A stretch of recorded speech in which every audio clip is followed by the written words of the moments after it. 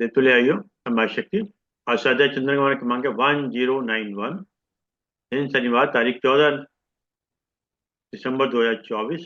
और आज हमारे बीच में आदरणीय एन के नैब साहब जो additional commissioner income tax retired Kanpur से हैं। आपका जो विषय चल रहा है वो है संतुलित जीवन कैसे जिए, पार्ट 53। इससे पूर्व पार्ट 52 ले चुके हैं। आप ज्यादा सुन लेते हो, आदरणीय नैब साहब से निवेदन करते हैं कि आज का उद्बोधन जारी करें। आदरणीय। बहुत बहुत धन्यवाद रणनी अली शर्मा जी। आज के उद्बोधन का प्रारंभ करने से पूर्व माँ गायत्री का मंत्रोच्चार, जिससे वाणी को शक्ति मिलती है, मन को विचार मिलते हैं और आपकी अपनी बात कहने की ताकत मिलती है। ओम भूर्भुवः स्वाहा तत्सवितुर्वरेण्यं भर्गो देवस्य धीमहि धियो यो नः प्रचोदयात्। जय मां एकदम मिलते हैं।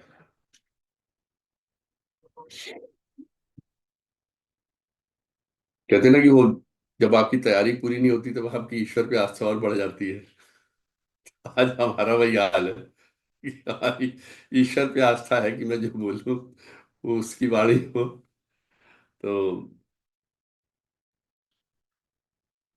कहते हैं कि जब हम इस जीवन में आते हैं तो अपना शरीर की बनावट, अपने शरीर की जो जेनेटिकल जो संरचनाएं हैं, किस घर में हमको आना है, किस प्रारब्ध के साथ आना, किस किस्मत के साथ आना, वो सब हम अपने साथ लेके आते हैं और ये सब हमारे पूर्व जन्मों का फल होता है। हमने पिछले जन्मों में कैसे कर्म किए, किसके साथ कैसा किया, किसके साथ कैसा व्यवहार किया, वो सब हमारे इस जीवन के, जिस घर में हम आए हैं, जिस शहर में हम पैदा हुए हैं, जिस परिवार में पैदा हुए हैं, जिस शरीर के साथ पैदा हुए हैं, जिस खूबसूरती के साथ पैदा हुए हैं, जिस संरचना के साथ पैदा हुए हैं, उस पर परिलक्षित होता है और उसको कोई बदल नहीं सकता। उसका हमको भोगना है। आप यूं समझिए कि हमारे जो कर्म हैं उनका भोग है, जिनको भोगने के लिए हम पुनः इस संसार में आए हैं और उनको भोगे बिना हमारा कल्याण नहीं है। हम इस जीवन में चाहे जितना भी अच्छे कर्म कर लें, करंट जीवन में जो इस वक्त जी रहे हैं, भगवान का भगवत भजन कर लें, भगवान का नाम कर लें, स्पिरिचुअलिज्म की तरफ बहुत बढ़ जाएं, लेकिन भोग नहीं समाप्त हो सकता। ईश्वर का नाम लेने से, भजन करने से, स्पिरिचुअलिज्म की तरफ जाने से, मेडिटेशन करने से, ईश्वर के साथ अपनी कनेक्टिविटी बढ़ाने से आपको वो ताकत मिलती है कि आप बड़े बड़े कष्टों को बहुत आराम से झेलते हुए चले जाते हैं, बड़े आराम से उनको सहन कर लेते हो, सहनशीलता बढ़ जाती है, आप सहज होना शुरू कर देते हैं जीवन के साथ। लेकिन वो कर्म कट जाए या कर्म समाप्त हो जाए, ये नहीं होता। अगर कोई बीमारी शरीर में आनी है तो आएगी, वह रहनी है तो रहेगी, जब जो होना सो होना है। 10 जुलाई 1949 को एक बच्चे का जन्म हुआ बॉम्बे में। तो जब बच्चे का जन्म हुआ तो उसको देखने के लिए उस बच्चे का मामा हॉस्पिटल पहुंचा, उसने देखा, उसने गोद में बच्चे को उठाया, दुलाया और प्यार करके चला गया। अगले दिन वो फिर हॉस्पिटल गया, फिर उस बच्चे को उसे उठाया, अपनी बहन के पास ही वो जो टोकरी में रखे हैं हॉस्पिटल में, उसे उठाया। तो जैसे उसने देखा बच्चे को, उसने कहा ये बच्चा तो बदल गया। उसका इतने कहते ही वहां पे थोड़ा हड़कंप मच गया। उसने कहा नहीं साहब, वो बच्चा है ही नहीं जिसके साथ मैं कल मिल के गया हूँ। तो उसका ऐसी कौन सी निशानी है भाई, एक दिन में बच्चा तुम कैसे पहचान सकते हो बच्चा बदल गया। उससे कहा उस बच्चे के बाएं कान में छोटा सा सुराख था जिसको कल मैंने उठाया था। तलाश शुरू हो गई। उसने एकदम से शोर मचा दिया, हड़कंप मच गया। तलाश शुरू हो गई कि वहां कल जो बच्चे पैदा हुए थे किस बच्चे के कान में सुराख था। तो देखा कि एक मछुआरे के पास जो टोकरी पड़ी थी उसमें जो बच्चा था उसके कान में सुराख था, बाएं कान में छोटा सा सुराख था। उसने जैसे ही उस बच्चे को देखा, उस बच्चे के मामा ने, उसने पहचान लिया, कहते हाँ यही बच्चा था, है जो मेरी माँ का बच्चा, मेरी बहन का बेटा है और ये बदल गया है। तो इस तरीके से उसने उस बच्चे को वापस अपनी बहन के पास ले आया। इस बच्चे ने बड़े होकर अपनी आत्मकथा लिखी और उस आत्मकथा में लिखा कि अगर मेरे मामा ने मुझे उस दिन ना पहचाना होता, मेरे कान में छोटे से छेद की वजह से एक छोटी सी पहचान उन्होंने देख ली थी, और इतनी सूक्ष्मता से ना मुझे देखा होता, तो आज मैं समुद्र में किसी मछुआरे के परिवार में रहकर मछलियां पकड़ रहा होता, नाव चला रहा होता, छोटी छोटी छोटे मोटे कोई काम कर रहा होता, मछलियां बेच रहा होता। और क्रिकेट जगत को एक सुनील गावस्कर नहीं मिल पाता। यानी कि वो छोटा बच्चा जो था वो सुनील गावस्कर था, बड़ा होकर सुनील गावस्कर बना। उसने अपनी वो आत्मकथा लिखी कि अगर मैं उस दिन बदल गया होता, मेरे मामा ने मुझे ना पहचाना होता, तो मैं क्रिकेट ना खेल रहा होता, क्रिकेट जगत में अपना नाम ना कर पाता, बल्कि मैं कहीं समुद्र के तट पे बैठ के मछलियां पकड़ रहा होता। तो आप किस प्रारब्ध के साथ आते हैं, किस किस्मत के साथ आते हैं, किस परिवार में आते हैं, और किसके साथ रहते हैं, किन परिस्थितियों में रहते हैं, ये सब पहले से निश्चित है। हम इस जन्म में जो कर्म करते हैं, इन कर्मों का प्रतिफल तो मिलना ही है। अच्छे कर्म करेंगे तो वो जुड़ते चले जाएंगे, और हमको वो ताकत देंगे, वो पेशेंस देंगे, वो सहजता देंगे, वो अंदर से संतोष देंगे कि हम बड़े बड़े कष्टों को भी आराम से पार कर ले जाएं। लेकिन अगर हम इस जन्म में भी उन्हीं तरह के कर्मों में लगे रहे, तो ये तो फिर मल्टीप्लाई होते चलेंगे, दुख और कष्ट का कोई अंत नहीं है। और सच बात तो ये है,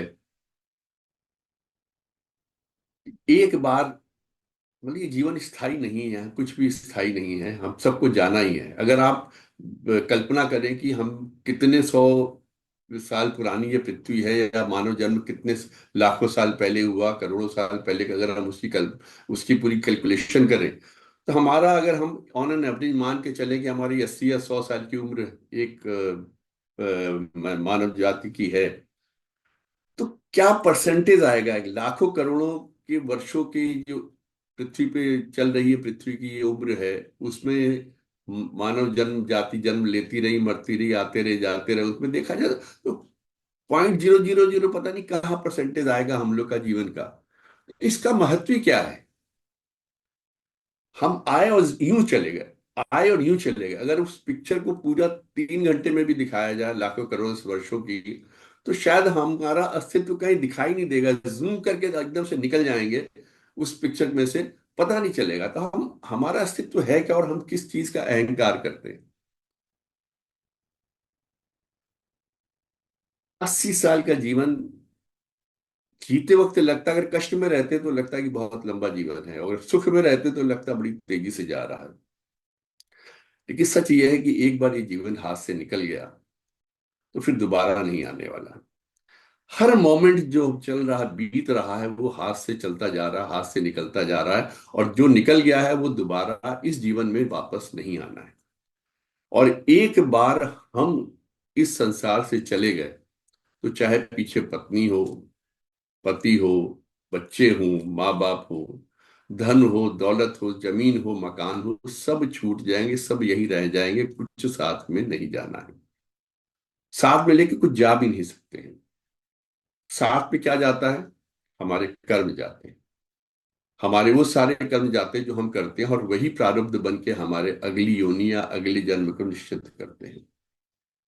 तो ये सब धन वैभव इकट्ठा करने के स्थान पे क्यों ना हम अच्छे कर्म इकट्ठा करें, क्यों ना प्रयास करें कि हम अच्छा बोले, लोगों के साथ अच्छा व्यवहार करें, सत्कर्म करें, कोशिश करें कि जितने लोगों का भी हो सका उतने लोगों का कष्ट दूर करने का प्रयास करें। और एक बार हम इस दुनिया से चले गए, या हमारे साथ का कोई चला गया, तो वो दोबारा हमसे नहीं मिलने वाला। ना इस जन्म में, ना अगले जन्म की कोई गारंटी नहीं कि वो हमको मिलेगा ही। तो एक बार जो चला गया सो चला गया, हाथ से निकल गया सो निकल गया। इसलिए जब तक है, हमको इसका मूल्य समझना चाहिए। हमको इस जीवन की जो महत्ता है, उसको कम नहीं आंकना चाहिए। कोशिश करनी चाहिए कि इसको जितने अच्छे से बिता सके उतने अच्छे से बिताएं। इसमें एक छोटी सी कहानी कि एक भिखारी ट्रेन में भीख मांगता था। और अपने कटोरे में सिक्के रखता था, उनको उछालता था, और उछालते उछालते बजाता हुआ, जैसे होता है ना लोग बजाते हैं सिक्कों को, आवाज करते जाते हो, भीख मांगते जाते हैं, तो वही करता हुआ जा रहा था वो। कोई 10 पैसे, कोई 20 पैसे, कोई 50 पैसे, कोई रुपया 2 रुपया उस सिक्के में, कटोरे में डाल देता था। तो वो प्लेटफॉर्म पे इधर उधर घूम रहा था, अचानक एक आदमी ने उसे कटोरे को देखा, ध्यान से देखा, और उसके जब देखा सिक्के उछाल रहे, उसकी आवाज सुनी, तो उस भिखारी के पास गया, कहता कि तुम मुझको ये कटोरा दे दो। और उसने अपनी जेब से 100 100 के 10 नोट निकाले। भिखारी को लगा ये मुझे 100 रुपए देने जा रहा। उससे दूसरा 100 का निकाला करके उसको 1000 रुपए पकड़ाए कि आप 1000 रुपए लेके बदले मुझे कटोरा दे दो। तो भिखारी जब तक संकोच करके सोचता है कि मेरे से क्या कह रहा है, वो स्तब्ध सा खड़ा था। उसने 1000 की जगह उसको 10 की जगह 20 नोट पकड़ा दिए, 2000 रुपए ले लो, मुझे अब कटोरा दे दो। भिखारी एकदम से हड़बड़ा गया, और उसने उसको वो कटोरा पकड़ा के वो 2000 रुपए लेके उल्टी दिशा की तरफ बड़ी तेजी से निकल गया। भिखारी को ये लग रहा था कि कहीं ये मेरे से वापस कटोरा मुझे देके पैसे वापस ना मांग ले। उसको लगा कि आज 2000 रुपए मिल गए हैं, मेरी कई दिनों की भूख मिट जाएगी, कई दिनों की गरीबी जो भीख मांगने से मैं बच जाऊंगा।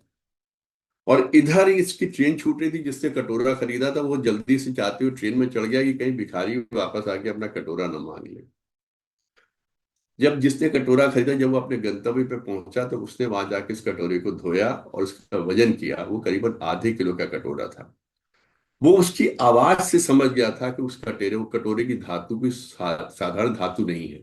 धोने के बाद उसको पता चला वो सोने का कटोरा था। वो लाखों रुपए का कटोरा, जिसको साथ एक भिखारी ऐसे ही लेके घूम रहा था, उससे सिर्फ 2000 रुपए में ले लिया उस भिखारी से। वो कटोरा वास्तव में हमारा जीवन है। हमें उस जीवन के मूल्य को समझना चाहिए कि जीवन हमको जो ईश्वर ने दिया है, इसका मूल्य है। ये जीवन मूल्यों को हमें उसको उसके बारे में विषय में जानकारी होनी चाहिए। भिखारी को उसके बारे में कोई जानकारी नहीं थी। वो उसको ऐसे ही एक गंदा सा कटोरा समझता रहा और इधर उधर घुमाता रहा, उसमें भीख मांगता रहा। जैसे ही जीवन मूल्य को समझने वाले व्यक्ति को उस कटोरे की खनक पता चली, उसने उस धातु की पहचान की और उसको उसका लेके उसका अपने पास उसका जो वैल्यू थी उसको समझ के वो ले गया। हम जीवन को ऐसे ही बर्बाद निरंतर करते चले जा रहे हैं, निरंतर बर्बाद करते चले जाते हैं जा रहे हैं। और उसके जो उसके आप जीवन मूल्यों को नहीं समझते हैं कि हमको किस तरह का जीवन जीना है। सिर्फ लड़ाई में, झगड़े में, एक दूसरे की बुराई करने में, एक दूसरे को नीचा दिखाने में, एक दूसरे का अपमान करने में, कैसे किसी दूसरे से कोई चीज छीनी जाए, फ्रॉड करने में, दूसरे को हानि पहुंचाकर इस पूरे जीवन को बर्बाद किए जा रहे हैं। जबकि सच ये है, लाख कोशिशें कर लो, एक तो यह है कि जब हम जितना भी गलत काम करते हैं, किसके लिए करते हैं, और कितने दिन रहना है हमारे पास इस तरह का धन। पाप कर्म जो होते हैं, ये आप अपने कर्मों से बच नहीं सकते। और पाप तो आपको किसी जन्म तक नहीं छोड़ेगा जब तक वो अपना फल भुगता नहीं लेगा।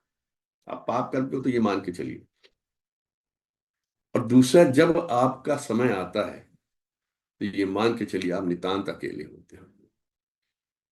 जब तक शरीर में ताकत है, जब तक दिमाग चल रहा है, तब तक आप ये पढ़ लीजिए, ये पढ़ लें, ये बता दें, ये सोच लें, इससे ये बात कर लें, इससे ये कमा लें, ये धन ले लें।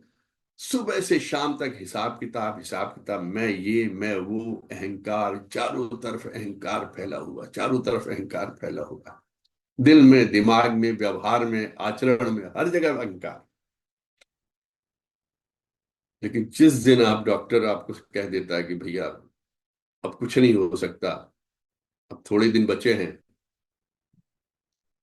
उस दिन याद आती है कि नहीं। कोई पूछता भी है कि आप क्या हो गया, तो आप खाली ऊपर देखते हो, ईश्वर ही बचा सकते हैं, कोई ईश्वर।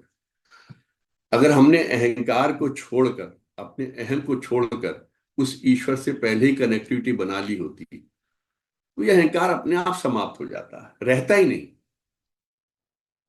ये हमारे अहंकार के जो छोटे छोटे से टुकड़े हमारे अंदर पड़े हुए हैं ना, ये हम लोग को बाहर के ईश्वर के प्रकाश को आने ही नहीं देते। तब समझ में आएगा कि आप जीवन क्या होता है, अहंकार। जैसे एक व्यक्ति था, वो रात के अंधेरे में अपनी झोपड़ी में बैठा, उसने दिया जलाया हुआ था, दिया जला के काम कर रहा था। उसकी दिए की रोशनी में आंखें गड़ा के काम करता रहा, काम करता रहा, जो कारीगरी अपनी दिखाता रहा, जो भी उसको गढ़ना था वो काम करता रहा। उसने जैसे ही वो दिया बुझाया, तब एकदम से उसने देखा कि झोपड़ी में पहले से ज्यादा प्रकाश हो गया, कि बाहर पूर्णिमा का चांद निकला हुआ था। चंद्रमा की रोशनी उसकी पूरी से पूरी उसकी झोपड़ी जो थी चमचमा उठी। तब उसको समझ में आ रही, चंद्रमा तो बाहर खड़े थे, चांद देवता तो बाहर खड़े थे अपने प्रकाश को लेकर, ये तो मैं ही था जो अपने अंदर ये छोटे से दीपक को जलाकर अपनी झोपड़ी में रोशनी कर रहा था। तो ये अहंकार का दिया था झोपड़ी के अंदर, जिसने उस चंद्रमा की रोशनी को अंदर आने से रोक रखा था। ऐसे ही हम लोग छोटे छोटे छोटे पता नहीं कितने दिए अपने साथ लेके चलते हैं, अपने अंदर जलाए रहते हैं कि नहीं मैं हूं, मैं हूं, मैं हूं। और ईश्वर की जो प्रकाश है, ईश्वर की जो सृष्टि का जो एक आनंद है, जो संतोष है, इस ब्रह्मांड की रचनाओं में जो संतोष है, जो आनंद है, उससे अपने आप को दूर रखते रहते हैं। तो मैं जो बता रहा था कि अंत में हमको अकेले ही रहना है, अकेले ही जाना है, कोई साथ नहीं होता। अब जब भी आप देखिए, रोगी को रोग होता है तो उसके शरीर को ही भोगना पड़ता है, कोई दूसरा उसकी जगह पे आके रोग को नहीं भोग सकता। कोई सोच ले कि हम एक नौकर रख लें, उसको कह दे तुम मेरे रोग का भुगतान कर लो, ऐसा नहीं हो सकता। या अपने प्रिय मित्र से कह दे, पत्नी से कह दे, किसी बच्चे से कह दे तुम मेरे रोग को भुगतान भोग लो, वो नहीं हो सकता। रोग को स्वयं ही भोगना पड़ता, वहां आदमी अकेला पड़ जाता है। अब आप इतिहास में जाइए, जब राजा दशरथ की मृत्यु हुई, शापित थे। श्रवण के माता पिता ने उनको श्राप दिया था कि तुम भी अपने पुत्र मोह में तड़प तड़प के मरोगे। चार पुत्रों का पिता अकेला तड़प तड़प के मरा, कोई पुत्र साथ नहीं था उस वक्त। राम और लक्ष्मण वनवास जा चुके थे, शत्रुघ्न और भरत अपने नाना के यहाँ थे, एक भी पुत्र उनके पास नहीं था। ऐसे ही जब श्री कृष्ण को बाण लगा बहेलिये का, वो भी नितांत अकेले थे उस वक्त। बहेलिया दौड़ के आया उनके पास, क्षमा याचना की, प्रभु गलती हो गई, मैं पहचान नहीं पाया, भूल से लग गई, मैं तो पक्षी समझ के मैंने बाण चलाया था। भगवान कृष्ण ने उनको भी कहा, ये तुम्हारा कोई कर्म नहीं है, ये मेरा अपना कर्म है जो मुझ तक लौट के आया। मैंने भी कभी किसी जन्म में किसी को छुप कर मारा होगा, तुमने भी मुझे छुप के मार दिया। तब कृष्ण भगवान ने कहा कि तुम परेशान ना हो, किष्किंधा नरेश बाली को मैंने छुप कर बाण मारा था, इसलिए इस जन्म में मुझको भी तुम वही किष्किंधा नरेश बाली हो और मैं राम का अगली अवतरण हूं, और मुझको अपने उस जन्म का ये सजा मिली है। ऐसे जब द्रौपदी का चीरहरण हो रहा था, तब भी वो नितांत अकेली थी, अकेली चिल्ला रही थी भरी सभा में। पूरी सभा भरी हुई थी, पांचों पति वहां बैठे हुए थे, लेकिन वो पति अपनी पत्नी सहित स्वयं को भी बेच चुके थे दुर्योधन के हाथों में। गुलाम थे उस वक्त दुर्योधन के। द्रौपदी नितांत अकेली थी पूरी भरी सभा में।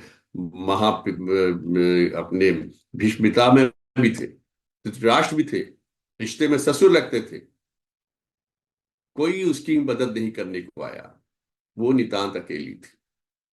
ऐसे ही अभिमन्यु जब चक्रव्यूह में फंसा, तो वो भी नितांत अकेली।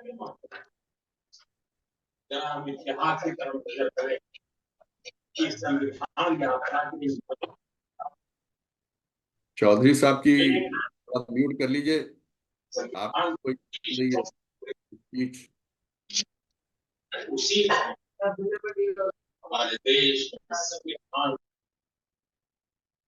हम्म। अभिमन्यु जब चक्रव्यूह में फंसा, वो भी अकेला था। ऐसे जब सीता का हरण हुआ, हमेशा राम उसकी रक्षा के लिए साथ रहते थे, लेकिन जब सीता का हरण रावण रावण ने किया, उस समय वो भी अकेली थी। लक्ष्मण अपनी रेखा खींच के जा चुके थे। तो जब कष्ट आता है, जब विपरीत परिस्थितियां होती हैं, तो मनुष्य अकेला ही होता है। उस वक्त उसको अकेले ही सब झेलना होता है, और यही उसका प्रारब्ध है। यानी कि जब आपको अपने कर्मों का फल भोगना होता है, तो वो आपको अकेले ही भोगना पड़ता है। कोई आपका साथ देने वाला नहीं होता। यही जीवन का नियम है। आपको अपने कर्मों का फल स्वयं ही भुगतना है। इसलिए कोशिश कीजिए कि आप अच्छे कर्म करें, क्योंकि हर कर्म वापस आना ही आना है, घूम के आपके पास वापस आएगा ही आएगा। आप जो कुछ भी करते हो इस जीवन में, उसका भोग आपको भोगना है। आप जो बोते हो, वो उसकी उपज आपको काटनी है। इसलिए क्यों ना हम प्रेम दें, क्यों ना हम सौहार्द दें, क्यों लड़ाई झगड़े में पड़े, क्यों हम विश्वासघात करें, क्यों हम धोखा दें। लौट के सब आना है। और कहते हैं कि अगर कोई बहुत ही सीधा साधा ईमानदार सा ऐसा व्यक्ति है जो अपनी रक्षा स्वयं नहीं कर सकता, उसके साथ तो कभी गलत करना ही नहीं चाहिए। जो अपनी बात कहने में असमर्थ है, उसके साथ कभी गलत नहीं करना चाहिए। जो इस दुनिया की चालाकियों से दूर है, उसके साथ कभी आप भूल कर भी गलत मत करिए, क्योंकि वो अपनी रक्षा करने में असमर्थ है।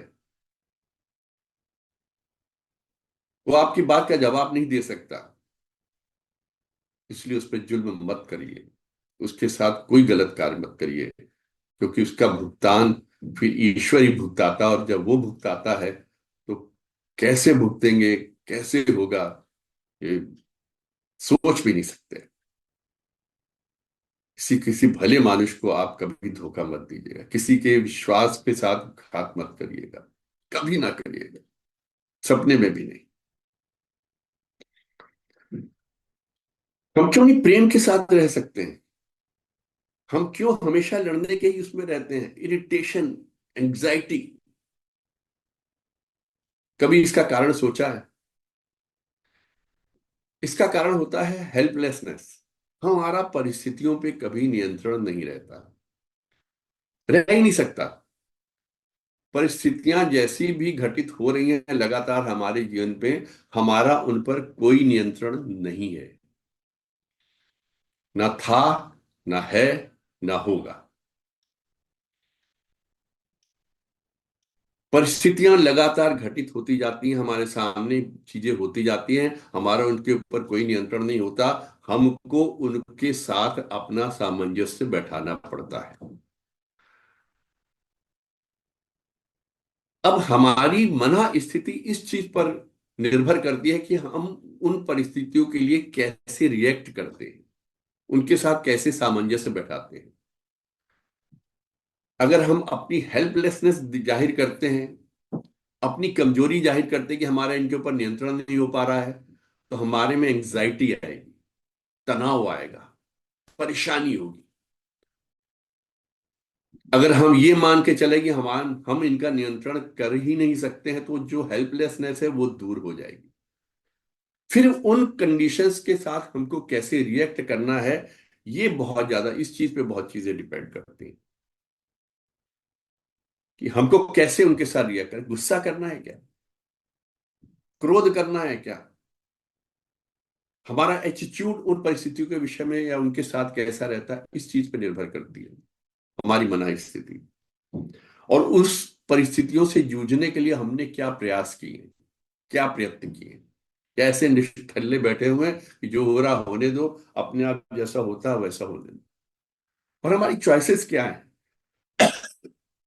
हम किन चीजों का चुनाव कर रहे हैं, किन लोगों का चुनाव कर रहे हैं, किन परिस्थितियों का चुनाव कर रहे हैं, और अपनी लड़ाई लड़ने के लिए कौन कौन सी चीजों का संबल ले रहे हैं। क्रोध का ले रहे हैं, अपमान पे रिएक्ट कर रहे हैं, क्या कर रहे हैं। तो ये हमारे रिएक्शन पे डिपेंड करता है, उन परिस्थितियों के साथ हम कैसे जूझते हैं। इससे बड़ा छोटा सा हमने एक उदाहरण देखा था कि एक पति काफी देर से अपने ऑफिस से घर आता है, तो जैसे ही घर में एंटर होता है, उसकी वाइफ पहला क्वेश्चन करती है, ये कोई टाइम है तुम्हारे आने का? उसका पति पूछ कहता है, जो देर से आया ऑफिस से थका मादा, कहता है ये कोई तरीका है पूछने का? और ये कोई टाइम है तुम्हारा कंप्लेंट करने का? मैं एक तो इतनी देर दफ्तर से आया हूं। उसके बीच दोनों में झगड़ा शुरू हो जाता है। This is one way of talking and reaction. अब इसी को रिवर्स करके उन्होंने दोबारा दिखाया। वो जैसे ही पति देर से दफ्तर से घर आया, घर पे उसने घंटी बजाई, दरवाजा खुला, तो वाइफ ने मुस्कुराते हुए कहा, आज भी आपको बहुत देर हो गई, दफ्तर में लगता बहुत काम था। तो उसने कहा, हाँ हाँ, वाकई में बहुत देर हो गई, मुझे भी महसूस हो रहा है, मैं तुम्हारे साथ टाइम नहीं दे पा रहा हूँ, आजकल टाइम बाइंग का टाइम चल रहा है, तो 2-4 दिन और, उसके बाद फिर मेरा नॉर्मल टाइम आ जाएगा। चीज वही, परिस्थिति वही, लोग वही, करेक्टर वही, बट आपके एटीट्यूड से, जो मैंने अभी आपका ना कि आपका एटीट्यूड कैसा है परिस्थितियों के लिए जिससे आप जूझ रहे हैं या जिससे आपका सामना हो रहा है, आपके एटीट्यूड से घर का वातावरण बिल्कुल चेंज हो गया। पहले वातावरण में आते ही झगड़ा शुरू, कंप्लेंट शुरू, उससे कंप्लेंट, उसके अगेंस्ट कंप्लेंट, काउंटर कंप्लेंट, फिर तुम ये नहीं करते, तुम वो नहीं करते, तुम टाइम नहीं देते, तुमने मुझे बर्बाद कर दिया, मेरा जीवन खराब हो गया, तुम्हारे साथ शादी करके मैं तो परेशान हो गई, तुम पता नहीं किसके साथ कहाँ क्या गुलछल उड़ाते रहते हो, 10-10 11-11 बजे तक दफ्तर से नहीं आते हो। That is a one way of the talking. उसी परिस्थिति में उन्हीं दो करेक्टर्स ने उन्हीं चीजों को संभाला कि क्या बात होगी, आज भी आपको बहुत देर लग गई, आज क्या लगता है ऑफिस में बहुत काम है, थक गए होंगे, आइए। आप मुझे टाइम नहीं देते, देन दे डिसाइडेड कि इसमें आगे स्टोरी में है कि नेक्स्ट डे उसने वाइफ ने कहा कि कल मैं आपके दफ्तर में आऊंगी, फिर हम लोग ड्राइव करके आएंगे, सो एक दूसरे के साथ थोड़ा टाइम बिता लें, रास्ते में कहीं कॉफी भी पी लेंगे बैठ के। तो next day she is going, कुछ बीन्स ले गई, कॉफी बना के ले गई, ड्राइव करके गई, हस्बैंड उतरे, ऑफिस साथ लेके आए, हंसते बोलते हुए अच्छे से बात करते हुए। तो परिस्थितियों के लिए हमारा एटीट्यूड कैसा है, हमारा रिएक्शन कैसा है, ये हमारे जीवन के चीजों के संतुलन को बनाता है। हम कैसे चीजों के प्रति अपना रिएक्शन करते हैं। क्योंकि कष्ट अगर आया है, कष्ट जो चीजें हैं, मैंने पहले बताया, उन सब में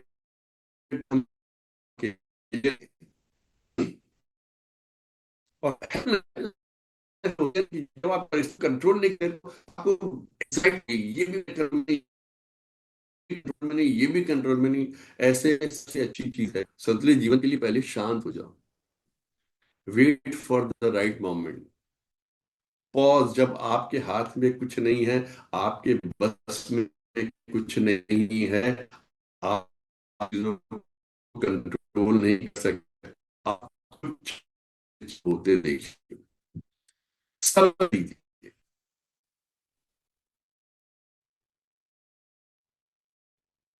और फिर भी क्रोध से रिएक्शन कभी अपने जीवन में नेगेटिव मत लेना। ईश्वर आपको सुख देने के लिए उससे ब्रह्मांड चीजों की उत्पत्ति की, सोचिएगा कभी कि ईश्वर आपको ही दे रहा है, ऐसा कुछ भी नहीं है। सबके साथ अच्छे, सब सुख दुख सबके साथ लगा हुआ है, लाभ हानि सबके साथ लगा हुआ है, दुख दर्द सबके साथ लगा हुआ है, जीवन सबके परिवार में हो गया। कोई लगातार सुखी नहीं, कोई लगातार दुखी नहीं है। सारी हमारी मना स्थिति हमारी रिएक्शन के ऊपर है, how we are reacting to the situation. आपके अपने एटीट्यूड से चीजें तय होती है। इसलिए अपने आप को संभालिए, अपने अंतर्मन को संभालिए, जीवन के मूल्यों को संभालिए, जीवन के मूल्य को समझिए। जीवन बहुत मुश्किल से मिलता है, बहुत कम समय के लिए मिलता है। मैंने आपको बताया ना, 80 करके निकल जाएगा, अगर पूरे आप देखें ब्रह्मांड की पूरी उसकी उम्र को देखें, क्षण भर के लिए स्क्रीन पे आपका जीवन का वो नहीं उभरने वाला है। दौड़ते स्क्रीन में आप कहाँ निकल के पता नहीं चलेगा आपका जीवन। तो बहुत बहुमूल्य है, इसका मूल्य पहचानिए। ये उस भिखारी के हाथ में सोने के कटोरे की तरह है जिसका मूल्य जौहरी ने पहचाना था। इस पे एक बड़ी फेमस कहानी है, कई बार कही गई है, आपका मैं आपको फिर सुना देता हूँ कि एक वो अपने गुरु के पास, एक संत जी के पास अपने उनके शिष्य गए, कहते जीवन का मूल्य कैसे निर्धारण होगा, जीवन मूल्य क्या है, मुझे जीवन का मूल्य जानना है। उन्होंने कहा, गुरु जी ने कहा कि थोड़े दिनों में समझ में आ जाएगा। उन्होंने कहा नहीं गुरु जी, मुझे तो जानना है जीवन का मूल्य क्या होता है। तो उन्होंने अपने पास से एक रूबल, एक अ, कीमती पत्थर होता है, उसको दिया। उन्होंने कहा कि इसको ले जाके जाओ मार्केट में, बेचना नहीं इसको किसी को, बस इसका मूल्य पता करके आओ, और 4 6 8 लोगों के पास जाके पता करके आना कि इसका मूल्य क्या है। तो वो रूबल लेके गया, पहले एक फ्रूट वाले के यहाँ गया। उसने कहा भैया ये इसका क्या मूल्य होगा, इसके बदले में क्या दे सकते हो। उसने उसको देखा, उसका कि चलो सुबह सुबह आ गए बोनी कराने के लिए, मैं तुमको इसके बदले में 2 दर्जन संतरे दे दूंगा। तो क्या नहीं, मुझे बेचना नहीं, वापस करो, मैं तो वैसे मूल्य जानने के लिए आया था। आगे बढ़ा तो एक सब्जी वाले की शॉप पे गया, उससे पूछा कि ये रूबल का क्या, जो लाल है इसका क्या मूल्य होगा। उसने उसको देखा, इधर दाएं बाएं देखा, कहता है चलो लग तो रहा है कुछ कीमती पत्थर सा है, सुबह सुबह आए हो, मेरा मूड भी ठीक है, चलो एक बोरी तुमको आलू दे दूंगा इसके बदले में। तो उसका नहीं नहीं, मुझे बेचना नहीं है। वो लेके वहां से आगे बढ़ा। फिर वो एक ज्वेलर के यहाँ चले गए, जिससे सोने चांदी के आभूषण बेचने वाले विक्रेता के यहाँ गया था। उसके यहाँ गया, उसको दिखाया, उसने उसको देखा पत्थर को, एकदम से चौंक गया। उससे पूछा तुम्हें कहाँ से मिला। उसने कहा कुछ नहीं, मेरे मैं लेके आया हूँ, इसका मूल्य बताइए, मुझे मूल्य जानना है। तो उसने कहा कि मैं तुमको आ रहे हो इस पत्थर के बदले में 50 लाख रुपया दे दूंगा। उसने कहा नहीं मुझे बेचना नहीं है। उसे जैसे सिर हिलाया, नहीं बेचना। उसने कहा अच्छा 1 करोड़ ले लो। उसने कहा नहीं मुझे बेचना नहीं, मैं मूल्य जानने। उसने कहा मैं तुम्हें 2 करोड़ देता हूँ। बढ़ते बढ़ते वो 5 करोड़ तक पहुंच गया। उसने कहा नहीं मुझे बेचना नहीं। तो उसने कहा कि इससे ज्यादा मैं इसके दाम दे नहीं सकता, इसका काम मेरे पास इतने ही है, बाकी ये बहुत बहुमूल्य है। इसके बाद वो शिष्य उस रूबल को लेके एक जौहरी के पास गया जो रत्नों का काम करते थे, हीरे जवाहरात का जो काम करते थे। उससे जैसे उस रूबल को देखा, एकदम से चौंक गया। उससे फौरन उस रूबल को साफ किया, उसको एक चांदी की प्लेट में रखा, प्लेट में रख के अपने सामने बीच में टेबल में रखा, उसके चारों तरफ चक्कर लगाया, उसको प्रणाम किया। उससे कहा ये अनमोल रतन है, मैं बिक जाऊं, मेरी दुकान बिक जाए, मेरी पूरी जायदाद बिक जाए, सामने मेरा मकान खड़ा है 5 मंजिला, इसको भी मैं गिरवी रख दूं, तब भी मैं इस रतन का मूल्य नहीं दे सकता, मैं इसका मूल्य नहीं बता सकता। ये किसी बहुत बड़े सिद्ध संत पर के हाथ का रूबल है, मैं इसका मूल्य नहीं बता सकता। तब वो शिष्य लेके उस रत्न को वापस गुरु जी के पास पहुंचा। तो गुरु जी ने कहा कि अब समझ में आया तुम्हें कि इस जीवन का मूल्य क्या होता है। आप किसके साथ हैं, किन लोगों के साथ हैं, आपका रिएक्शन कैसा है, किन लोगों की संगति में है, वो आपका मूल्य निर्धारित करते हैं। आप अपने जीवन को किस तरह जीना चाहते हैं, वो आपके जीवन का मूल्य निर्धारण करता है। आप उसको गलत चीजों में बिता देते हैं तो ये 2 संतरे के बराबर आपकी जिंदगी हो गई। आप उसको थोड़ा घर बार देखते हुए लेकिन गाली गलौज करते, मारपीट करते, अपने पड़ोसियों से लड़ते झगड़ते करते, तो एक बोरी आलू के बराबर हो गई।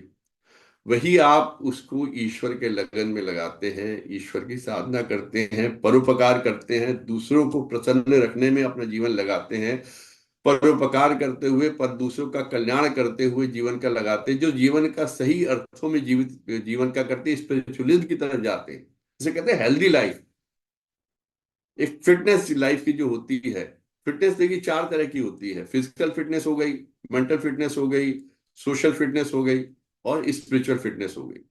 इन चारों तरह की फिटनेस में अगर आप जाके अपनी जिंदगी को जीते हैं तो आपके अनमोल जीवन है, उसका कोई मूल्य नहीं। तो ये जीवन का मूल्य तो अनमोल है, उसको जितना आप बढ़ा सके, जितना अच्छा कर सके, वही आपके जीवन की कमाई है, और वही आपके साथ जन्म जन्मांतर तक रहने वाली है।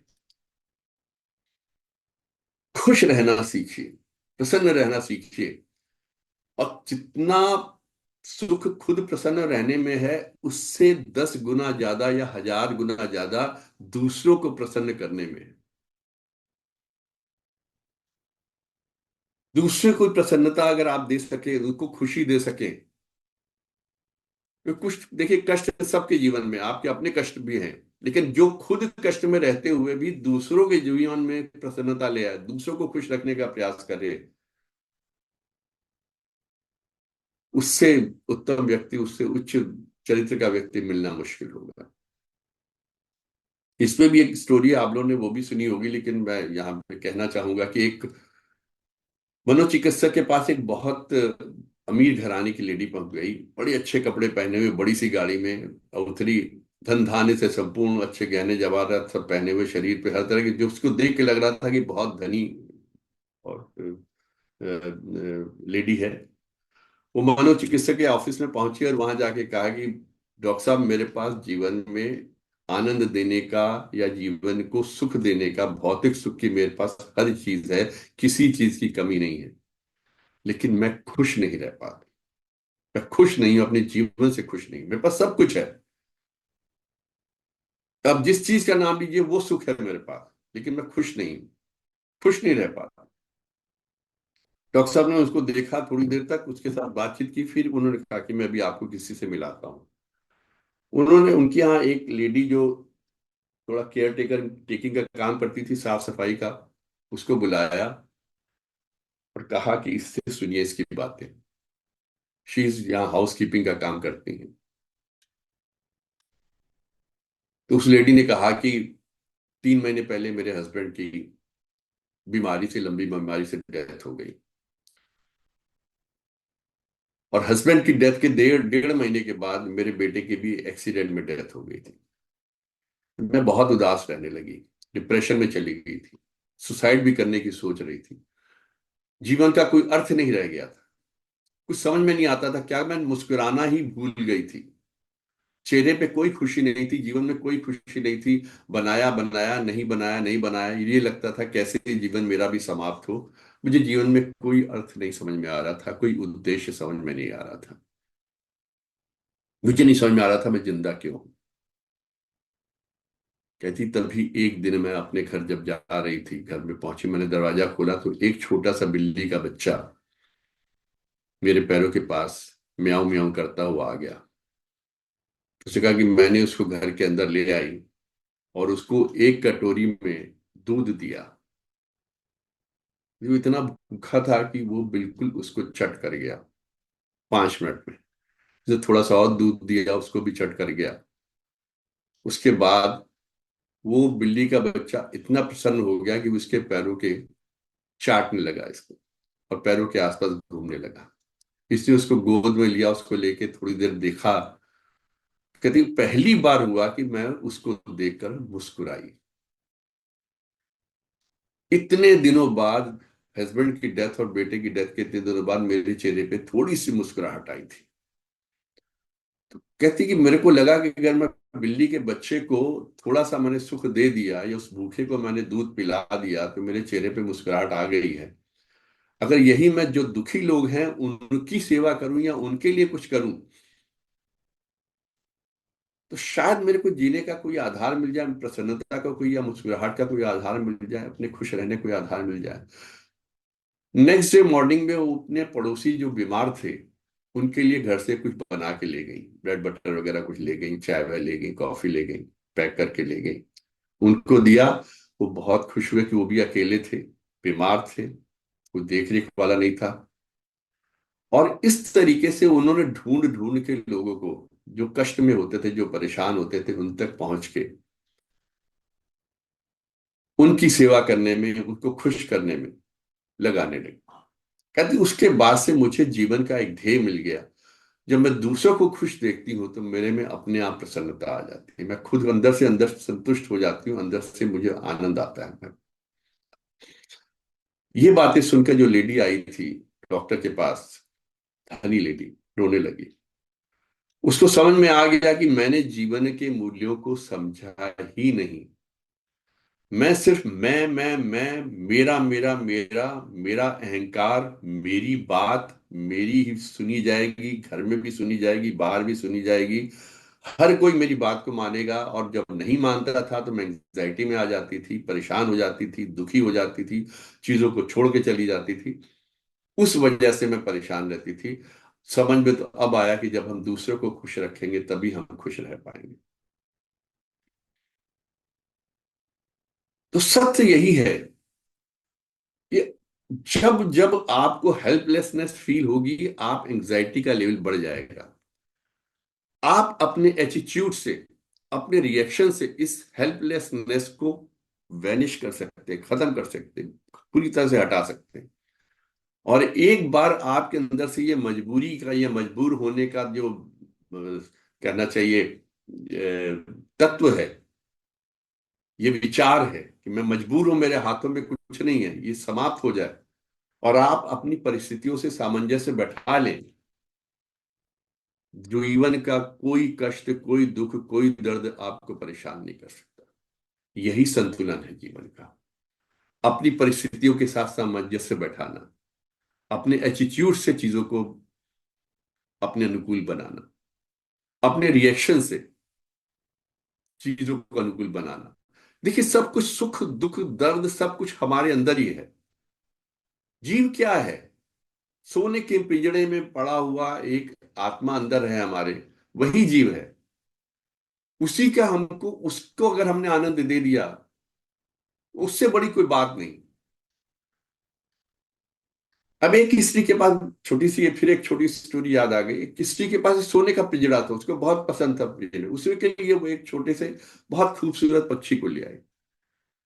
लेकिन उसका सारा ध्यान उस पिंजड़े की सफाई में रहता था। ये सोने का पिंजड़ा है, ये बहुत बहुमूल्य है, उसकी सफाई में, उसकी सजावट में लगी रहती थी। अंदर जो पक्षी था, उसका भूखा है या प्यासा है, उसके उसने ध्यान ही नहीं दिया। जब पक्षी की देख रेख नहीं हुई तो महीने 15 दिन के अंदर वो पक्षी की मृत्यु हो गई और सोने का पिंजरा खाली हो गया। यही हाल हमारा है, ये शरीर हमारा वही सोने का पिंजरा है। हम इसकी देख रेख में, इसकी सजावट में, कभी बालों को बनाने में, कभी दाढ़ी को बनाने में, कभी रंगने पोतने में, कपड़ों की तरह तरह की सजावटें में इतने व्यस्त हो जाते हैं कि हमारी आत्मा की भूख, उसको जो स्पिरिचुअलिज्म की भूख उसकी रहती है, ईश्वर प्राप्ति की भूख होती है, वो कभी मिल ही नहीं पाती। और अंततः उसका अंत हो जाता है। और बाद में इस पिंजड़े का क्या हाल होता है आत्मा के जाने के बाद, ये तो सभी जानते हैं। इमीडिएट कहा जाता है कि डिस्पोजल करो बॉडी का, दफनाना तो दफनाओ, जलाना है तो जलाओ। हम ज्यादा देर इसको नहीं रख सकते, इसको छू नहीं सकते। अगर छू लिया तो नहाना है। वही व्यक्ति जो घर का मालिक होता है, घर का मुखिया होता है, जिसके कहने से घर की एक एक चीज चलती है, जिसके एक शब्द से घर का पूरा आचार व्यवहार बदल जाता है, वो पड़ा हुआ और सब चाहते हैं कि उसको जल्दी से जल्दी यहां से, घर से विदा किया जाए, इसका डिस्पोजल किया जाए। और डिस्पोजल करने के बाद, क्योंकि आपने इसको छुआ है, आपको नहाना है, आपको धोना है, आपको घर की शुद्धि करानी है, आपको हवन कराने हैं। क्या स्थिति हो जाती है उस पिंजड़े के पंछी के जाने के बाद। जो आनंद देना, उस पिंजड़े के पक्षी को आनंद दीजिए ताकि वो प्रसन्न रहे। ये पिंजड़े में कुछ नहीं रखा, फिटनेस है, जरूरी है, लेकिन आपने सिर्फ इसी पे ध्यान दिया, पिंजड़े पे, पक्षी पे ध्यान नहीं दिया, उसकी भूख पे शांत नहीं किया, स्पिरिचुअलिज्म की आपने उसको ईश्वर के साथ कनेक्ट नहीं किया, भूखा प्यासा चला जाएगा वो। पिंजड़े पे ध्यान मत दीजिए, इतना, उतना ही दीजिए जितने वो साफ सुथरा लगे, पक्षी को भी अच्छा लगे और आपको भी अच्छा लगे।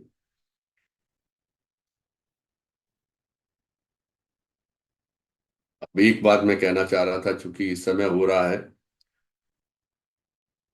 कि हमको देखना है कि हमको क्या खाना है, क्या पीना है। पिंजड़े की भी थोड़ी बहुत रक्षा करनी चाहिए, ईश्वर ने दिया है। तो ईश्वर ने जब पिंजड़े की रचना की है तो उसने पिंजड़े के लिए क्या क्या चीजें उपयोगी हैं और क्या क्या अनुपयोगी हैं उसका ध्यान हमको रखना है। जैसे हम एक कार खरीदते हैं, सपोज 10 लाख, 12 लाख, 15 लाख की गाड़ी खरीदी, उस कार के इंजन में अगर डीजल पड़ना है तो हम उस कार के इंजन में डीजल ही डलवाते हैं, उसके टैंक में डीजल डलवाते हैं। अगर डीजल की जगह हमने पेट्रोल डलवा दिया तो उसका इंजन बैठ जाएगा, गाड़ी चल नहीं पाएगी। एक बार हुआ था हम लोग के ऑफिस की गाड़ी में, गलती से पेट्रोल की जगह डीजल डलवा के वो आगे बढ़ गया, फिर पीछे पीछे भागे लोग, उस गाड़ी को वापस लिया, पूरी टंकी खाली करवा के सुखाई गई, और सुखाने के बाद फिर दोबारा उसमें सही उसका फ्यूल डाला गया।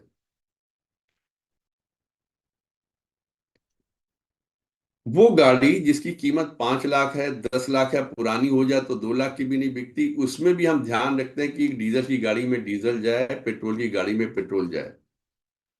50,000 का स्कूटर लेंगे, मोटरसाइकिल लेंगे, उसमें भी ध्यान रखेंगे अगर इसमें पेट्रोल जाना तो पेट्रोल जाए, अगर इलेक्ट्रिक चार्जर है तो इलेक्ट्रिक वाली चार्ज करे, गलत फ्यूल ना जाए। तो जब हम 10 लाख, 5 लाख, 2 लाख, 50,000 की गाड़ी का इतना ध्यान रख सकते हैं, तो हम अपने इस शरीर का ध्यान क्यों नहीं रखते हैं, जिसका कोई मोल ही नहीं है। करोड़ों की दौलत है, जब कभी किडनी ट्रांसप्लांट होती है, कभी लीवर ट्रांसप्लांट होता है, और हार्ट ट्रांसप्लांट होता है, या बाईपास होती है, और डॉक्टर जो लंबे लंबे बिल बनाते हैं, या कभी फेफड़ों में सांस की प्रॉब्लम हो जाए तो रोज का 1 लाख का वेंटिलेटर का जब बिल बनता है, तब समझ में आती है शरीर की वैल्यू। तो हम क्यों डीजल की जगह पेट्रोल या पेट्रोल की जगह डीजल अपने शरीर में डालते जाते, जो जहां मन में आया खा लिया। फास्ट फूड के नाम पे फैट फूड खा रहे हैं, ऐसा हटा दीजिए, फैट फूड है। नॉन वेज अगर हमारे शरीर के लिए नहीं बना तो हम नॉन वेज ही खाते जा रहे हैं। जो इस शरीर के लिए उपयुक्त चीजें हैं उन्हीं का उपभोग करिए। सिर्फ जुबान के टेस्ट की जरिए मत जाइए, जीवा के स्वाद के पीछे मत जाइए, मत खराब करिए अपने शरीर को, क्योंकि एक बार ये शरीर खराब हो गया फिर दोबारा ठीक नहीं होने वाला। एक बार इसमें कोई बीमारी पड़ गई फिर दोबारा ठीक नहीं होने वाली, फिर ये आपके साथ ही जाएगी। कहते हैं ना कि जब तक शरीर ठीक रहता, आप ठीक रहते, तब तक आपको 10 परेशानियां हैं, 10 तरह के सुख दर्द हैं, 10 तरह के झगड़े हैं, 10 तरह की लड़ाइयां हैं। लेकिन जिस दिन आपको कोई बड़ा रोग लग जाता है, उस दिन आपके पास सिर्फ एक ही लड़ाई है, इस बीमारी से किस तरीके से ठीक हुआ जाए। मत लगाइए अपने शरीर को कोई रोग, अपने शरीर की संरचना के अनुसार ही चीजों का उपयोग करिए, खाने में भी, पहनने में भी, ओढ़ने में भी, रहने में भी। अननेसेसरी विलासिता की चीजों की तरफ मत बढ़िए, जिससे कम शरीर कमजोर बनता हो। अननेसेसरी जिह्वा के स्वाद के पीछे मत भागिए, जिससे शरीर में विभिन्न रोग लगते हो। वरना डॉक्टर भी हैं, हॉस्पिटल भी हैं, एम्बुलेंस भी है, सबके अपने अपने धंधे हैं। आपने मुझे इतने ध्यान से सुना, आप सब लोग का बहुत बहुत धन्यवाद। बहुत बहुत धन्यवाद आदरणीय जैन कनक साहब। हमेशा की बात ही, आप हमेशा कोई ना कोई नया सब्जेक्ट लाते हैं। सब्जेक्ट तो वो वही होता है, तरीका बोलने का गलत होता है। बाद में तो सब आदरणीय देव ऋषि साहब धन्यवाद करेंगे। आपको ऐसे क्यों है सर, बहुत बहुत प्रणाम। अद्भुत, अद्भुत। मतलब कि वही अरविंद जी ने जो कहा भाई, बात वही, लेकिन हमारा नया तरीका। और आज की बातें तो बिल्कुल, आज की आज की व्याख्यान सुन के लग रहा है, वक्तव्य सुन के लग रहा है भाई, बाकी धार्मिक ग्रंथों से क्या लेना, यही सब कुछ है। यही यही व्यवहार, आचार व्यवहार में क्या आप जीवन जीते हैं, यही यही है सब ग्रंथ। गीता बोलो, उपनिषद बोलो, यही सब कुछ है। सबका सार यही है। हाँ, सबका सार जो आपने बताई एक एक चीजें। और चाहे सोने का डबरू हो, कटोरा हो, और चाहे सुनील गावस्कर का केस हो, अद्भुत। मतलब कि और आपकी प्रतिभा तो हमेशा मैं बोलता हूँ कि कहानी बताने का जो बीच में कहानियां देते हैं, ये आपका अनोखा ढंग है, बहुत अनोखा ढंग है। तो धन्यवाद और अभी बाद में देंगे या चल रहा धन्यवाद है? नहीं, बहुत बहुत धन्यवाद। अरे यही धन्यवाद। अभी कुछ बोलने के लिए धन्यवाद। किसी का नहीं नहीं, ये धन्यवाद के लिए आपने कहा था मुझे। हाँ, धन्यवाद ही दे। चलिए मैंने कहा था कि बाद में देंगे, चलिए कोई बात नहीं, और कोई बीच में बोलना चाहे, अपने और विचार को रखना बोलना चाहे। चाहिए।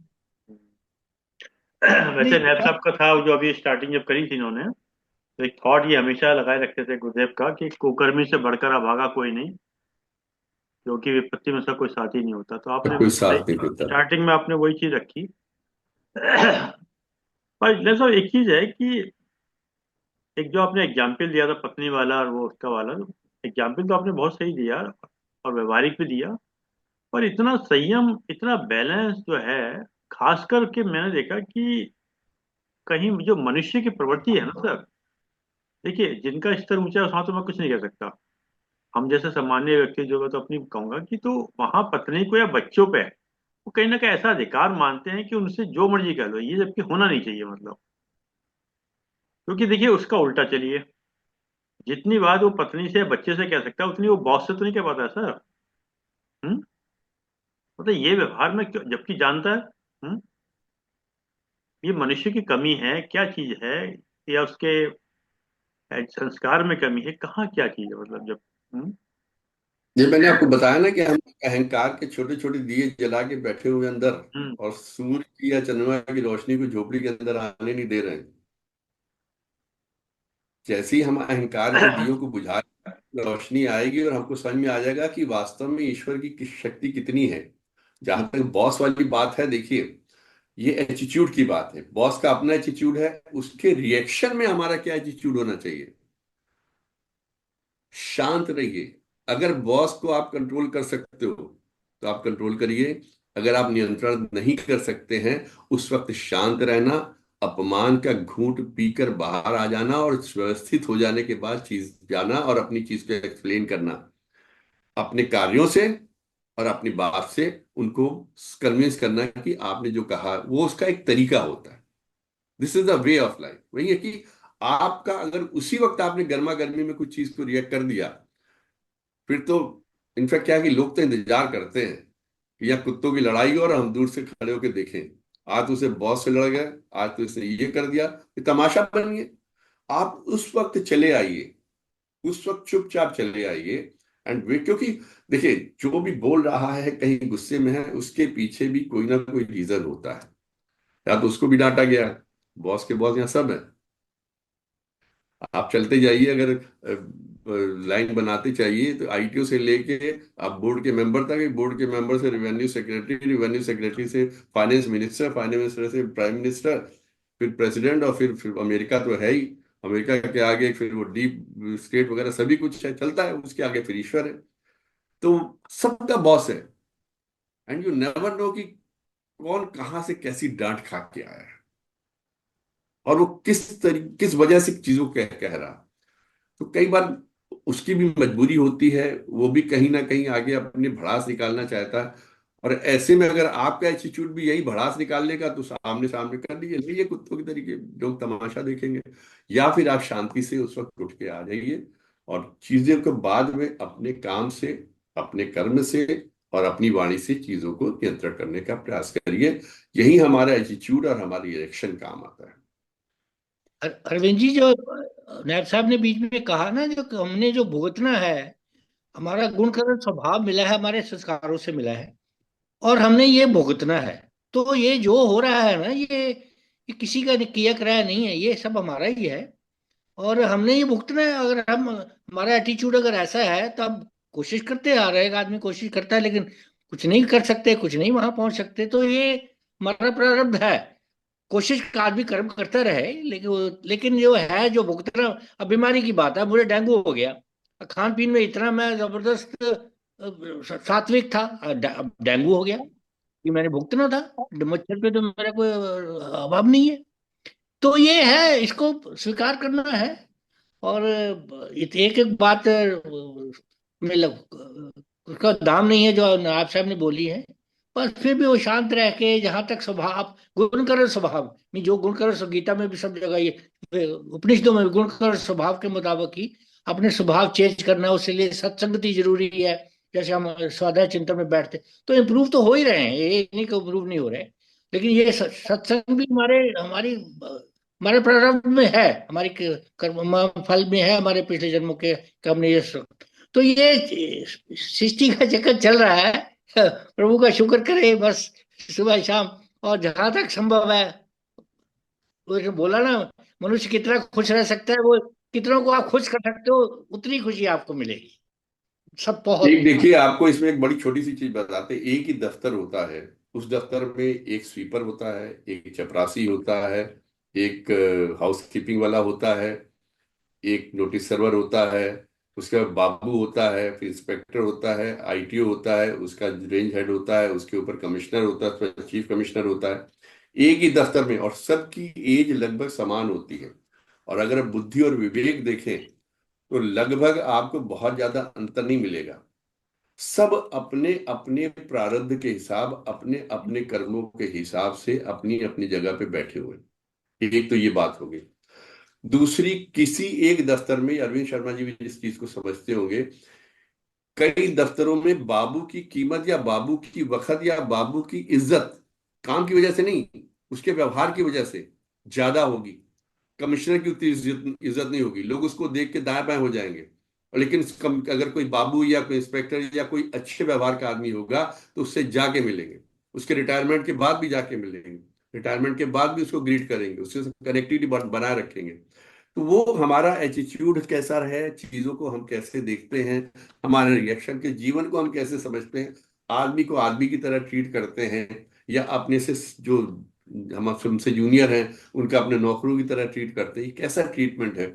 एक देखिएगा, एक किसी सीनियर ऑफिसर को या अपने ऑफिसर को पियून जो है कितने इज्जत से, कितने मान से चीजें देता है, पानी पिलाता है, चाय पिलाता है। वही एक जाता है, वो कहता जबरदस्ती फिर घंटी बजा दी इन्होंने, फिर परेशान कर दिया। 10 तरह की बातें हैं।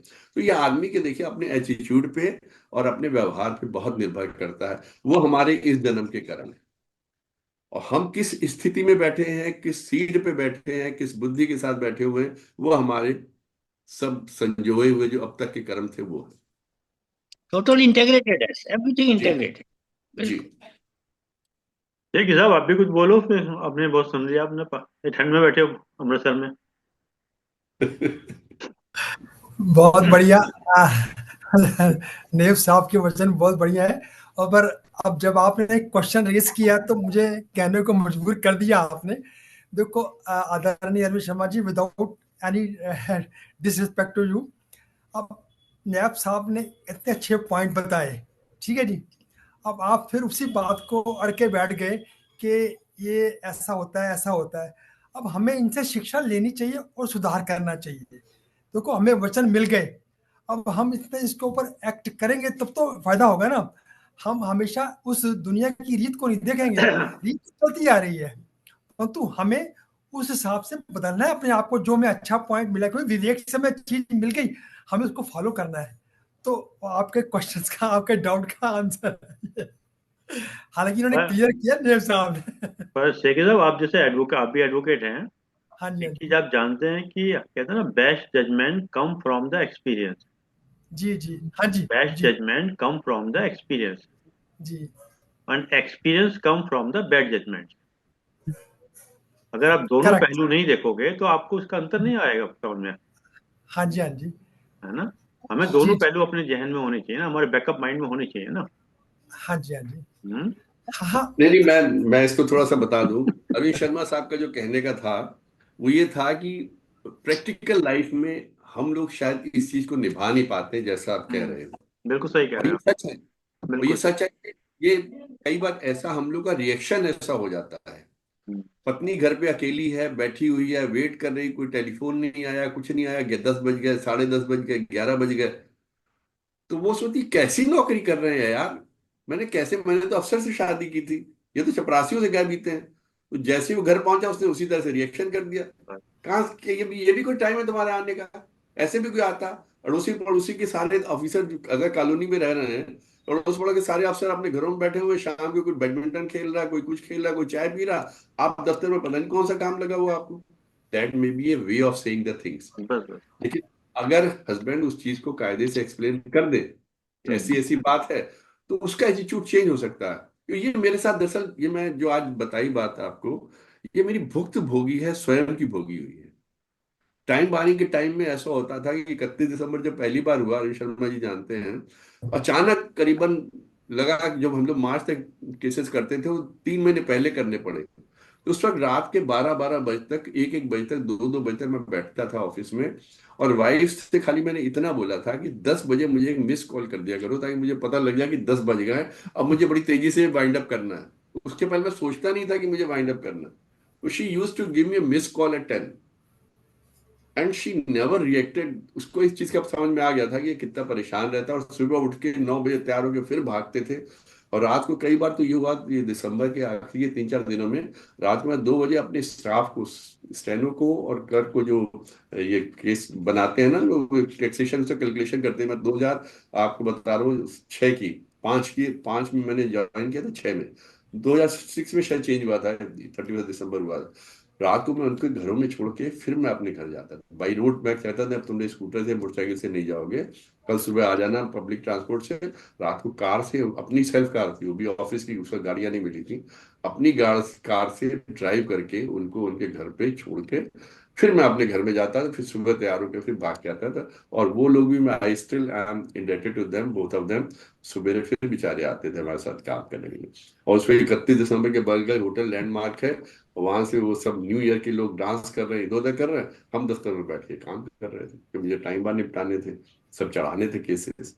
वाइफ भी घर में बैठी हुई अकेली टीवी के सामने मूंगफली खा रही थी और न्यू ईयर कर रही थी, वहीं से 10 साल फोन कर। ये मैंने जो आपको बताता हूँ, कई चीजें ना, चीजें हैं, लिखी हुई हैं, पढ़ी हुई हैं, सुनी हुई है, लेकिन जो मेरी भुक्त भोगी होती है, जो मैंने खुद भोगी है, उन चीजों को किस तरीके से हम चीजों को एक्चुअली संभाल सकते देखिए तो जो इन्होंने कहा ना नैप साहब ने, मैं उसी चीज का आ रहा था। एक्चुअली ये जो चीजें है ना, ये क्या होता है कि मैं आपको अपना एग्जाम्पल जैसे दे रहे हैं, मैं भी आपको बताऊं, 2-3 दिन पहले मैं अपने बेटे पे कोई किसी बात पे गुस्सा हुआ। फिर मैंने एकदम अपने आप को पॉज किया, मैंने इमीडिएट पॉज किया। फिर मैंने अपनी मम्मी से, माँ से कहा, जाके कहा कि मेरा बेटा करेक्ट था, राइट था, मतलब एंड आई वाज रॉन्ग। जी जी। जीवन में हमें पॉज करना बहुत कम आ, आना चाहिए, मतलब हाँ, कई बार हम लोग क्या होता है कि हमें नहीं मालूम होता कि हम उसमें कहाँ बह जाते हैं। जी जी। तो जीवन घटना जब होती है उस वक्त में अपने को पॉज करें, और ये भी देखें कि सामने वाला अगर करेक्ट है तो उसको सॉरी भी करें और अपने आप को एक्सक्यूज भी मांगे, उसमें कोई बुराई नहीं है।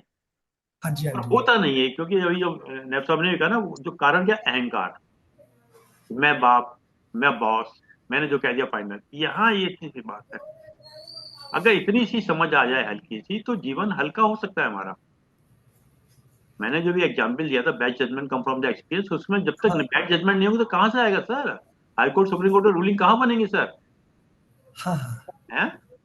हाँ जी, हाँ जी। तभी बनेंगी जब उसके हिसाब से आएगा चीजें। तो वो हम डिस्कशन वो चीज को फाइंड कर रहे थे। हैं। मैं अच्छा इसमें ऐड करूं सर इसको कुछ? हाँ हेलो। ये मेरी बिटिया, ओ सॉरी, मेरी बहन है, अर्चना। अच्छा एक क्वेश्चन अच्छा। मेरे को भी पूछना हाँ, है आ जा, नायब तो ये साहब हमारी से। छोटी बहन है अर्चना, फरीदाबाद में। नमस्ते। नमस्ते जी। अंशु को तो जानते हैं, मेरे अर्चना है। को एक मेरे को एक क्वेश्चन पूछना है आपसे। हम्म। शादी के बाद जब लड़की अनफेवरेबल कंडीशंस को फेस करती है तो उसे कैसे टैकल करे, जब जॉब में भी है, घर में भी, और फिर जॉइंट फैमिलीज है, इन लॉज हैं संग में।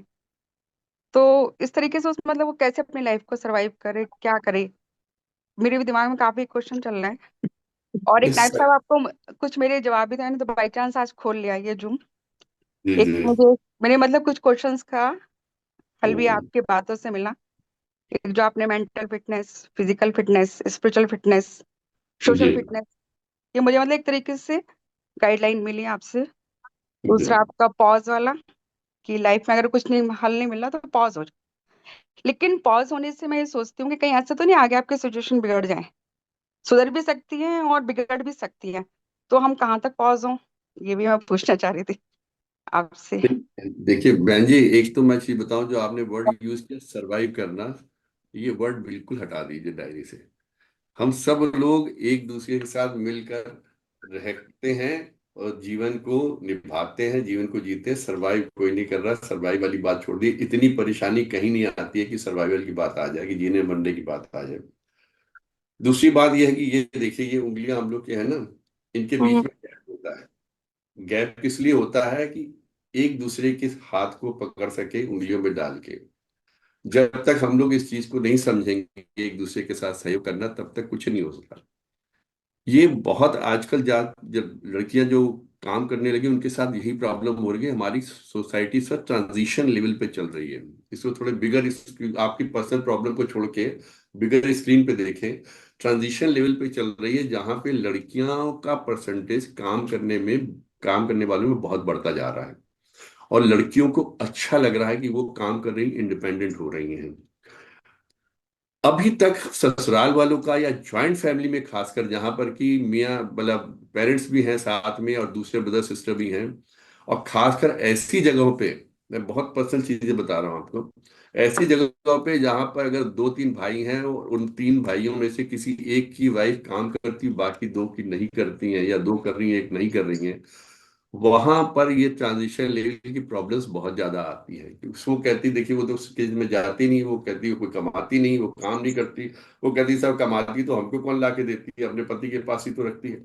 ये ऐसी छोटी छोटी चीजें हैं जिनको सुधरने में, जिनके लिए एटीट्यूड ज्वाइंट फैमिली बनने में अभी मुझे लगता है 5-10 साल और लग जाएंगे, जिस हिसाब से परसेंटेज चल रहा है। इन 5-10 सालों में हमको अपने में संयमित रहना है, चीजों को सुनते हुए इग्नोर करना है, और शायद अपने स्ट्रेस लेवल को कम करने के लिए फिजिकल लेबर थोड़ा ज्यादा करना पड़े। लड़कियां कहीं ना कहीं आपस में बैठ के बात कर सकती हैं। अगर इस तरह की जेठानी देवरानी है, अगर खाली पेरेंट्स हैं, तो चीजें बहुत ईजी हैं। वो they have to just develop an understanding कि मुझे ये दिन भर ये काम काम ये करना पड़ता है, और वहां उसके बाद आके थोड़ा मेंटल फैटिग हो जाती हूँ, मैं शाम को हेल्प कर दूंगी किचन में, सुबह जाते टाइम। और मेरे तो अपने पर्सनल प्रॉब्लम है, ये एक घर की नहीं है, मेरे अपने परिवार में है और बहुत क्लोज में है, कि वो उनके घर में इस चीज को एक्सेप्ट नहीं किया जा रहा कि ये काम करे, बट शी सेइंग नहीं, मेरे को काम करना है। और वो अर्ली मॉर्निंग अपने, उसकी डॉटर जाती है स्कूल, उसकी तैयार करती है, अपने हस्बैंड उसका 10 बजे जाता है ऑफिस, उसके लिए ब्रेकफास्ट बना के जाती है, लंच बना के जाती है, फिर लौट के आती है, शाम को आके उसके लिए अलग से। तो उन्होंने एक तरीके से उसको कहना चाहिए अलग ही कर दिया है, उसका किचन किचन कि तुम लोग अपने आप संभालो, वी आर नॉट। तो ये चीजें अभी ट्रांजिशन लेवल पे चल रही, घर घर की बात है। इसको सहज रहते हुए, कुछ बर्दाश्त करते हुए, कुछ चीजों को इग्नोर करते हुए, और कानों में रुई डाल के बैठना, सुनना नहीं। मतलब जो सुनो अगर, तो उसको दिल में रखो, आगे कन्वे ना करें। और खासकर ये जो टेलीफोन बाजी जो होती है ना, माँ को सारी चीजें बताना, फादर को सारी चीजें बताना। मैंने तो अपने बच्चों को देखी पालते वक्त यही बच्चों को बोला था, बेटा मैं तुम लोग को सिर्फ इसलिए पढ़ा रहा हूं कि तुम लोग अपने ससुराल में जाके काम करो, अच्छे से मेंटेन करो, बस जुल्म को बर्दाश्त मत करना। यस अगर सर। तुमसे कभी मारपीट हो जाए, कभी इस तरह हो कि तुम्हारे लेकिन साथ, आजकल मारपीट तो इतनी चीजें, इतना बड़ा स्टेट वो रहा नहीं है। क्या हो रहा और है, मेंटली हरेसमेंट बहुत है। फिजिकल हरासमेंट के अलावा हर तरह फिजिकल भी हाँ। होता है, तो आप नहीं कह सकते हैं। अब हम्म। हर घर की अपनी है। मैं क्या, जिस दिन तुम लोग को लगे कि तुमको भी जुर्म हो रहा है, तुम पे ऊपर परेशानी एट्रोसिटीज हो रही है, उस दिन तुम्हारी ये पढ़ाई काम आएगी। इंडिपेंडेंट हो जाना, पता नहीं मैं तुम लोगों के उस टाइम रहूं या ना रहूं। ये मैंने उन्हें पढ़ाते टाइम इसलिए बोला था। और now both are independent, both are happy, दोनों को कोई प्रॉब्लम नहीं है, खुश है, ईश्वर की बड़ी कृपा है। छोटे छोटे एडजस्टमेंट तो हर घर में होते हैं। और यस मैं सर। उनसे फोन पे बहुत कम बात करता हूँ, और कभी बात भी करता हूँ तो उनके फैमिली के बारे में, उनके घर के बारे में कोई बात नहीं करता। ये उनकी प्रॉब्लम है। मैं 25 साल का था, मेरी शादी हुई, मैंने बच्चे, मेरे 2 बेटियां हुई, मैंने अपने घर को संभाला ज्वाइंट फैमिली में रहते हुए। वो मेरी प्रॉब्लम थी। वो मेरे से उस एज से बड़ी है, दे नो बेटर, और आज की सर्कमस्टांसेस में उनको पता है कि चीजों को कैसे सुलझाना है। हम अपना दिमाग लगा के अपने पुराने एटीट्यूड से या पुराने एक्सपीरियंस से उनको गाइड तो कर सकते हैं, लेकिन हो सकता है उनकी सर्कमस्टांसेस बिल्कुल चेंज हो। हम्म। सोसाइटी से चेंज हो रही है, ये 5-7 सालों में ये चीजें भी धीरे धीरे आपको सब सेटल होती हुई दिखेंगी। ओके, बहुत अच्छा अच्छा लगा। अच्छा, वो अरविंद शर्मा जी की मैं बात को अंदर रह गया था, मैं थोड़ी बताना चाह रहा था शेखरी साहब को, जो उन्होंने कही ना अरविंद शर्मा साहब ने पॉज वाली। परसों इनका मेरे पास फोन आया, उस दिन वो कैपिटल गेन के ऊपर बात हुई थी ना, उन्होंने कहा था 89 सेक्शन की, 89 सेक्शन क्यों नहीं लग सकता, तो मैंने बाद में सेक्शन पढ़ के बताया था कि सैलरी के लिए स्पेसिफिक है। परसों अरविंद शर्मा साहब का फोन आया मेरे को, इन्होंने भी फोन करके कहा नेप साहब यू आर राइट, मैंने भी पढ़ा, आप सही कह रहे थे, मैं ही गलत था। That is the attitude. उन्होंने एक प्लेटफॉर्म पे यहाँ नहीं कहा, लेकिन मैं इस बात को कह रहा हूँ कि उन्होंने रियलाइज किया, रियलाइज करके मेरे को बोला कि मैं गलत था।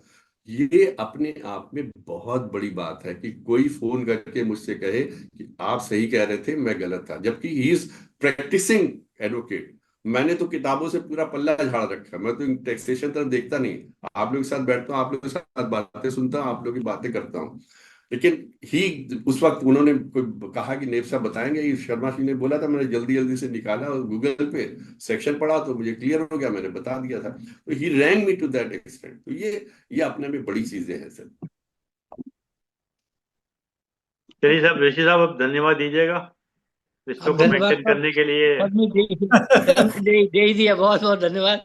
अब कहने के लिए कुछ नहीं बचा, बस अगले प्रवचन की इंतजार करेंगे।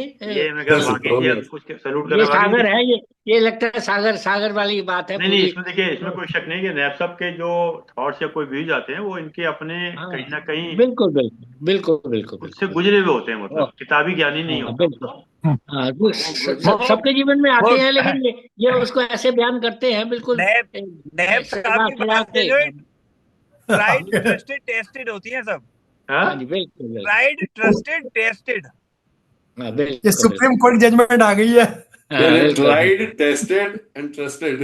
हाँ ट्रस्ट। ट्राइड बस टेस्टेड ट्रस्टेड। ये बहुत बहुत बता धन्यवाद आपको, प्लस बहुत बहुत plus plus plus interested. Plus interesting. बहुत बहुत धन्यवाद सबको, बहुत बहुत नैब जी का थैंक यू बहुत सर, बहुत। थैंक चलिए, बहुत बहुत धन्यवाद आदरणीय देवी साहब, बहुत बहुत धन्यवाद आदरणीय एनके नैब साहब, आपने समय निकाल के समय दिया, हम आपके आभारी हैं। जूम के लोगों का विशेष रूप से धन्यवाद कि आपने समय निकाल के समय दिया।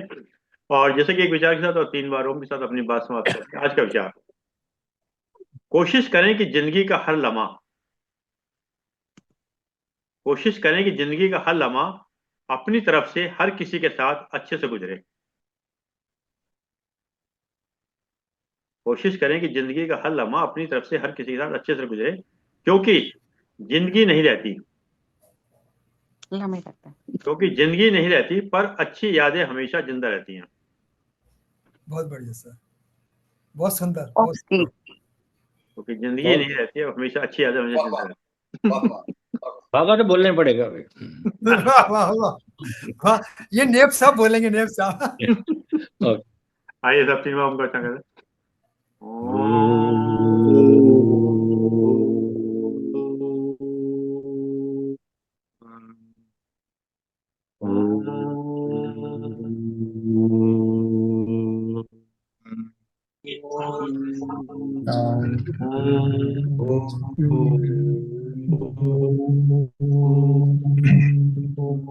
शांति शांति शांति सबको शांति। सबका बहुत बहुत धन्यवाद। सभी प्रणाम, सभी प्रणाम। प्रणाम प्रणाम प्रणाम।